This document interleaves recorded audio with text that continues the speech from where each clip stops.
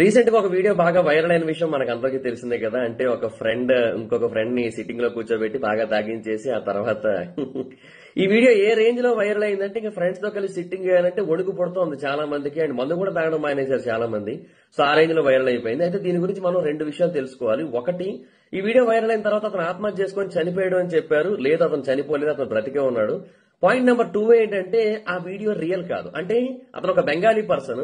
అతను ఇలాంటి అశ్లీల వీడియోలు డబ్బుల కోసం తీస్తూ ఉంటాడు. బేసిక్ గా అది నిజంగా ఫ్రెండ్ కి మందు తాగించేసి ఆ తర్వాత అలా చేయలేదన్నమాట. బేసిక్ గా అది వీడియో కోసం కావాలని అలా చేయడం జరిగింది.